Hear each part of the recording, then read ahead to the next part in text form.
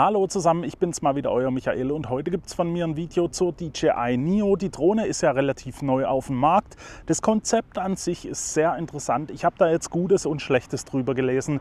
Gutes insoweit, dass das Tracking und so weiter relativ gut funktioniert. Schlechtes, dass die Bildqualität nicht so der Hammer sein sollte. Und da will ich mir natürlich einfach selber ein Bild davon machen. Deswegen, ich habe mir das Basispaket für 199 € mal gekauft, um das Ganze auszuprobieren. Also hier ist auch überhaupt gar nichts gesponsert oder so. Und da wollte ich euch jetzt einfach mal mit auf meine kleine Reise mit der Neo nehmen. Gerade was die Einrichtung betrifft und auch die Flüge. Ich bin das Teil jetzt noch nicht geflogen, deswegen ich bin sehr gespannt, was mich da jetzt erwartet. Ich habe die Anleitung ein bisschen gelesen, damit ich grob weiß, was ich hier bedienen muss. Aber ansonsten nehme ich euch mit auf den Erstflug so gesehen. Ich möchte euch einfach zeigen, was diese 6 Modis hier können und ja, was uns da so erwartet, und deswegen fangen wir doch einfach mal an. Ich habe euch auch so eine kleine Anleitung zur Einrichtung gemacht. Also ich habe das Ganze schon mit dem Handy verbunden, das will ich jetzt aber nicht am Anfang hier reinbringen. Das mache ich ans Ende vom Video. Den einen oder anderen interessiert es vielleicht nicht, aber wenn es euch interessiert, dann guckt einfach zum Ende vom Video. Ich mache das in den Kapiteln auch so, dass ihr das relativ schnell findet. Da gehe ich die Einrichtung Schritt für Schritt durch. Also, dann lasst uns doch jetzt einfach mal beginnen. Ich habe hier die Drohne, der Akku ist drin, der Gimbal-Schutz ist weg, den müsst ihr natürlich wegmachen und dann kann es auch schon losgehen. Und nach Anleitung muss man die Drohne ganz normal starten, wie von DJI eigentlich jedes Produkt. Einmal kurz drücken, einmal lang drücken und das Ganze sollte dann an sein. Ihr habt den Ton jetzt vielleicht gehört, die Drohne dürfte jetzt an sein, und dann habt ihr hier vorne ja diesen kleinen Schalter, wo ihr die Modi durchschalten könnt. Ich drücke jetzt einfach mal Drone, Kreisen, Rocket, Spotlight, Direction Track und Follow. Dann probieren wir das Ganze doch jetzt einfach mal mit dem Follow-Modus. Also ich habe die Drohne hier auf der Hand. Man muss dann den Modi-Button ein bisschen länger drücken und die Hand ausstrecken, und dann sollte das Ganze auch schon losgehen. Das testen wir jetzt einfach mal. Medium. Follow. 3, 2, 1. Die Drohne ist jetzt aus der Hand gestartet. Ihr habt gehört, da kam so ein kleiner Countdown. Ich hoffe, ihr hört mich, weil sie macht schon relativ laute Geräusche. Das ist aber, ich sag mal, bei einer FPV relativ normal. Also wenn man die DJI FPV kennt, dann ja, ist man da doch schon relativ laute Geräusche gewöhnt. Das Ganze ist jetzt auf Follow und ich bewege mich jetzt einfach mal weg. Und sie verfolgt mich wirklich. Ich laufe jetzt hier einfach mal, sodass sie mich von hinten sieht. Und das sieht doch schon wirklich sehr, sehr gut aus. Jetzt bewege ich mich mal ein bisschen schneller und auch da kommt sie mit. Sie bremst auch wieder ab, und wenn ich jetzt auf sie zugehe, okay, dann bleibt sie einfach stehen. Da müsst ihr also gucken, dass ihr nicht reinlauft.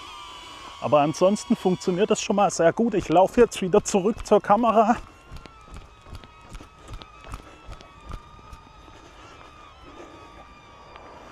Also man hört sie schon relativ deutlich. Jetzt ist sie wieder vor mir, und ich glaube, man muss jetzt einfach nur ein bisschen dastehen und dann die Hand drunter halten. Und sie ist gelandet. Und das ist natürlich schon ziemlich cool. Wir haben jetzt hier also den Follow-Modus ausprobiert.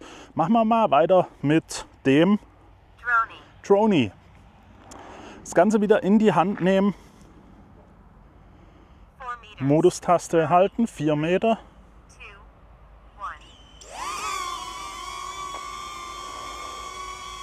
Und da geht's schon los. Das ist natürlich schon ziemlich cool. Ich bin natürlich auch auf die Bildqualität gespannt. 4 Meter weg. Die macht es eigentlich auch relativ stabil. Klar, der Ton ist schon ordentlich. Also ihr werdet es wahrscheinlich auf dem Mikrofon hören. Da ist nichts mit mal die Drohne vor sich schweben lassen und ein bisschen flocken. Es hat jetzt auch gut funktioniert. Ich lande wieder. Das ist halt schon cool. Ihr habt einfach gar keine Bedienung, nur die Drohne, und es funktioniert auch richtig gut. Machen wir mal weiter. Circle. Jetzt gehe ich hier mal ein Stück weg, nicht, dass mir das Ding in die Kamera fliegt. Auf die Hand, draufdrücken. 2 Meter. Sollte locker reichen. Sie geht wieder hoch. Geht ein Stück zurück, 2 Meter, ja, kann schon hinkommen. Und jetzt dreht sie sich hier einmal.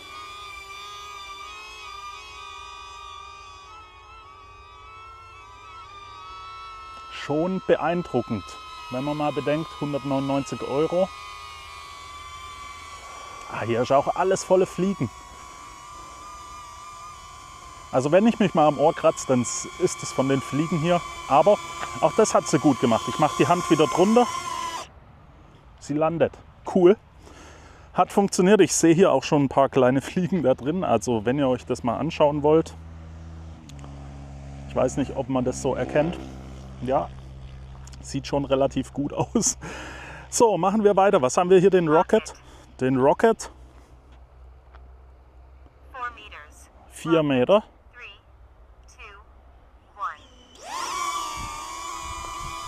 1. Und jetzt sollte es gerade nach oben gehen.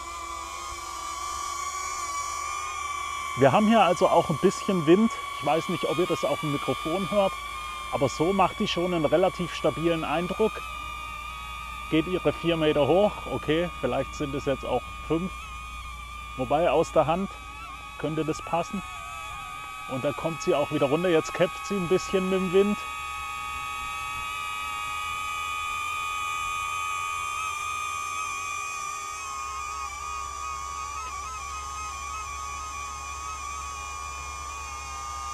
Ah, okay, sie hat mich detektiert, ist ein bisschen zurückgegangen, ist jetzt wieder vor mir. Ich lande sie mal. Wir haben hier jetzt ein bisschen Wind. Ich weiß nicht, ob ihr das auf dem Mikrofon hört. Die Drohne hat es aber richtig gut gemacht. Also keine Probleme so von der Stabilisierung. Sieht man natürlich dann nachher auf dem Video, wie das dann aussieht. Ich kann es nachher vielleicht noch mal kommentieren. Jetzt geht es aber weiter und zwar, was haben wir hier? Spotlight. Ah, okay, da sollte die Drohne aufsteigen und dann normalerweise mich einfach beobachten, aber die Position halten. Wir testen das einfach mal und vor allem, ich bin gespannt, wie wir sie wieder runterkriegen. Aber wir testen es. 3, 2,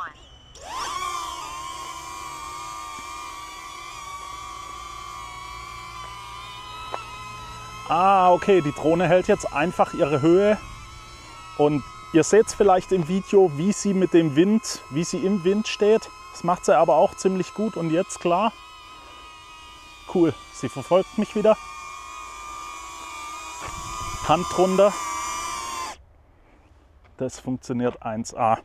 Ich habe noch 3 Punkte vom Akku. Ich glaube, die Akkulaufzeit ist mit 18 Minuten angegeben oder 17 Minuten. Mit den Prop Guards hier dann 16 Minuten, 17 Minuten, irgendwie sowas. Wir sind jetzt noch bei 3 Punkten, also wir haben noch ein bisschen Luft. Deswegen machen wir doch weiter mit Direction Track. So wie ich das verstanden habe, müsste die jetzt schweben, mich tracken und wenn ich auf sie zulaufe, auch nach hinten fliegen. Das testen wir jetzt einfach mal. Mal schauen. Close. Direction track. 3, 2,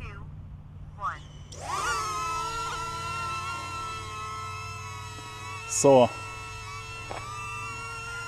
Ah ja, cool. Okay, sie hält jetzt die Direction und wenn ich jetzt auf sie zugehe, fliegt sie nach hinten. Jetzt habt ihr also wirklich eine Vlogging-Kamera. Schauen wir mal, ob sie hier ein bisschen abbiegt. Was passiert, wenn ich hier lang... Ah, okay, sie zieht nach, ist vor mir. Ich kann sie so gesehen als Vlogging-Kamera benutzen, wenn sie nicht so laut wäre. Ich denke, ihr hört das Geräusch schon deutlich hier auf dem Mikrofon. Wenn ich jetzt wieder zurücklaufe, folgt sie mir wieder, wenn ich mich hier nach vorne begebe.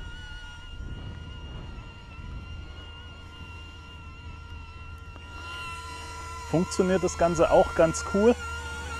Okay, also soweit funktioniert es. Ich glaube, ich muss jetzt 3 Sekunden ruhig stehen. Und dann kann ich sie landen lassen. Das funktioniert schon sehr, sehr gut. Also ich bin wirklich beeindruckt, was das kleine Ding hier so kann. Wir gehen jetzt nochmal durch, machen nochmal den Follow-Modus. Ich probiere hier nochmal ein bisschen was. Ihr kriegt hier die Finger auch nicht in die Propeller. Also das ist wirklich so, dass die sehr gut geschützt sind. Ihr könnt das Ding auch mit der Hand wahrscheinlich fangen. Ah, sie hat auch hier jetzt schon den Ausgleich klar. Sie versucht mich zu fokussieren, weil sie ja auf mich achten muss, damit sie mich auch verfolgen kann. Und ich lasse jetzt nochmal starten und laufe hier nochmal ein bisschen schneller, dynamischer durch die Gegend. Dynamisch insoweit, dass mein Körper zulässt, aber schauen wir einfach mal. Medium, 3 Sekunden, halten. 2, 1. So, und jetzt schauen wir mal.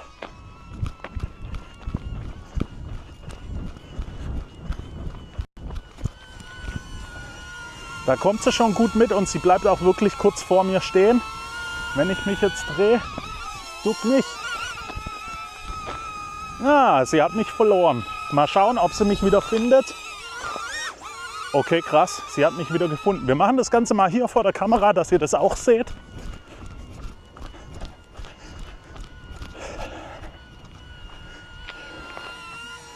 Sie verfolgt mich. Und wenn ich jetzt zu schnell aus dem Bild gehe, wie gerade, hat sie mich verloren. Sie wartet jetzt aber. Und wenn ich jetzt ins Bild komme, hat sie mich wieder. Das ist schon sehr, sehr cool. Also das funktioniert schon wirklich sehr gut. Ich bin beeindruckt. Ich filme hier parallel mit der S5 Mark II X und dem Osmo Pocket und ich sehe gerade, der Osmo Pocket hat mich auch verloren. Das soll man hier wieder auf mich fokussieren, okay. Wow, also ich bin schon beeindruckt von der kleinen Drohne. Ich lasse sie jetzt mal landen, weil das Geräusch ist doch schon sehr laut. Wir haben immer noch 2 Punkte. Also ich bin wirklich beeindruckt, mehr oder weniger davon. Also das funktioniert schon wirklich sehr gut. Wie gesagt, ich habe hier das Basispaket, da ist eigentlich nichts dabei, außer die Drohne selber mit dem Akku dann natürlich halt. Und ja, eigentlich schon ziemlich cool. Also hätte ich jetzt nicht gedacht. Ihr könnt ja mal in die Kommentare schreiben, was ihr davon so haltet. Klar, es gibt wahrscheinlich sehr viele Leute, die sich erstmal über den Ton aufregen. Das ist schon ein hochfrequenter Propellerton so gesehen. Also ihr habt da nichts Tiefes wie eine R3 oder eine Mini 4 oder sowas. Es ist halt irgendwo schon noch eine FPV-Drohne mit den kleinen Propellern. Da ist halt ein bisschen Umdrehung dahinter und dadurch halt auch die Lautstärke. Aber ich sag's mal so, hier nervt es jetzt natürlich auch niemand. Wenn ihr da jetzt in den Bergen seid oder sowas, dann kann das natürlich schon passieren, dass da die einen oder anderen Leute ein bisschen angenervt sind davon. Wir müssen mal kurz das Auto durchlassen.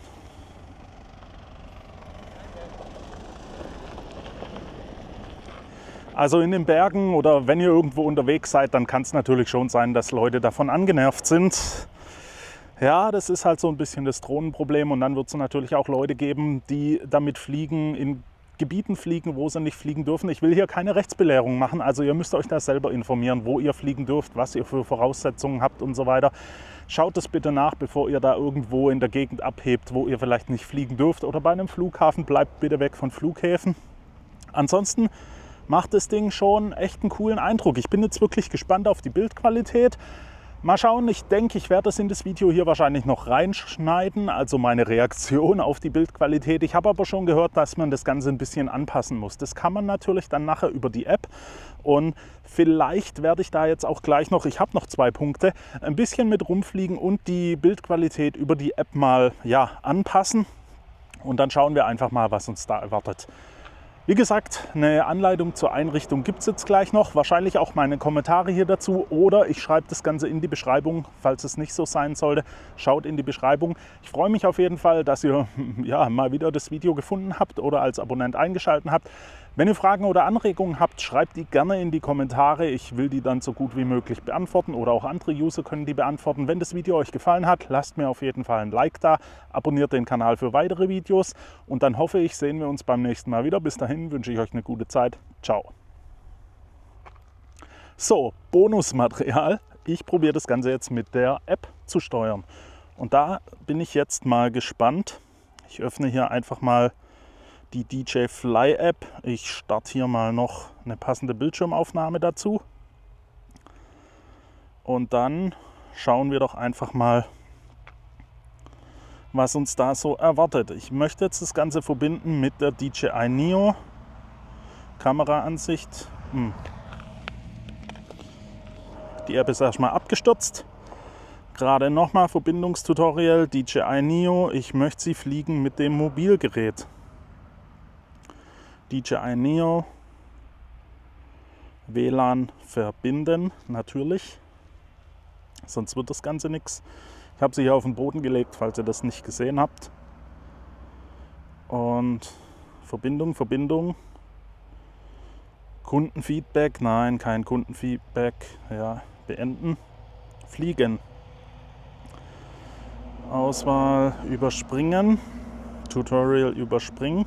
So, hier kann man das Ganze jetzt noch konfigurieren. Direction Track manuell steuern. Gehen wir doch einfach mal auf Starten. Gedrückt halten. Ah, ihr habt hier jetzt hier 2 Buttons. Und jetzt schauen wir einfach mal.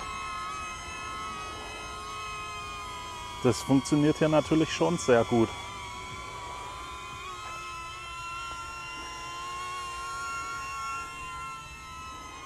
Okay, ihr habt hier jetzt ja keinen Sportmodus. Ich sag's mal so, sie ist jetzt schon relativ langsam. Aber lässt sich soweit mal steuern. Ihr hört das Geräusch wahrscheinlich. Ich fliege sie einfach mal ein bisschen nach hinten und hier ein bisschen zur Seite. Ich bin gespannt, was die Bildqualität hier dann wirklich sagt. Hier so auf dem Bildschirm sieht das Ganze eigentlich ganz gut aus. Wir haben heute wirklich schönes Wetter. Es ist ein bisschen windig, aber das sieht schon echt gut aus. Jetzt bin ich mal gespannt, was macht der Knopf hier? Ah, Foto, Video. Gut. Ich hätte wahrscheinlich auch Aufnahme drücken sollen, so wie jetzt. Okay. Dann begutachten wir doch jetzt einfach nochmal die Bildqualität.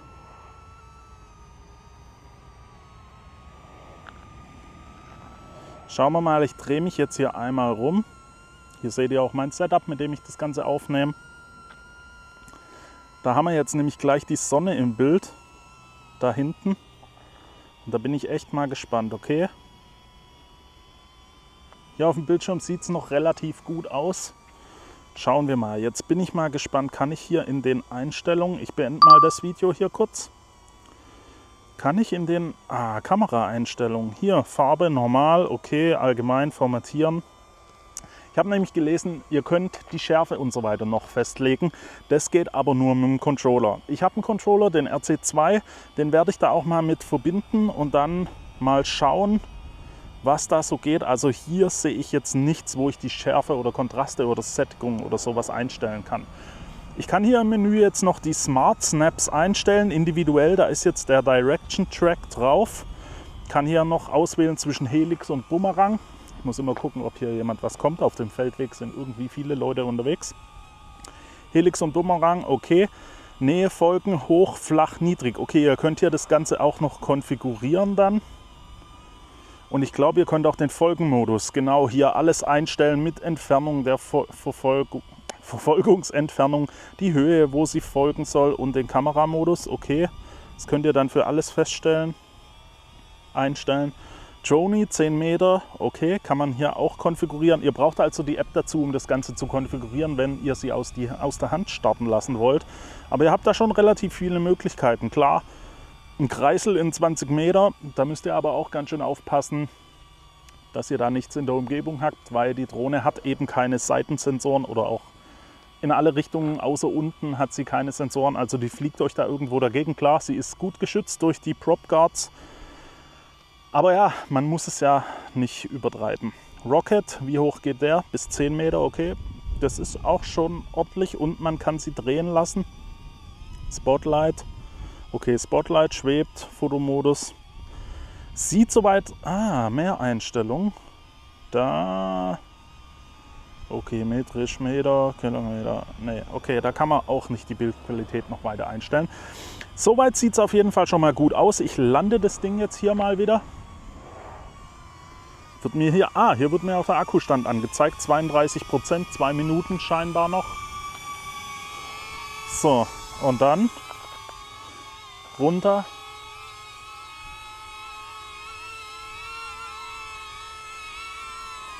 Landing. Landen lassen. Funktioniert soweit sehr gut. Also auch hier die App. Ich beende hier mal kurz die Aufnahme. ist schon ordentlich, also gefällt mir soweit. Das war noch der kurze Einblick in die manuelle Steuerung. Der Akku ist wie gesagt jetzt relativ leer, deswegen es kommt noch ein zweites Video zur Bildqualität. Da will ich einfach mal alle Bildqualitätsmodi ausprobieren, wo man da noch ein bisschen was optimieren kann und so. Ich habe Videos gesehen, die sahen schon richtig gut aus. Es kommt also wirklich ein bisschen auf die Einstellung drauf an, aber sie bietet euch auch kein Log-Format und das ist natürlich so ein bisschen ein kleiner Dealbreaker, wenn man damit ein bisschen was Ordentliches filmen, anfangen will, ordentlich zu filmen. Aber schauen wir einfach mal, was dabei rauskommt. Das war's von mir. Bis dann.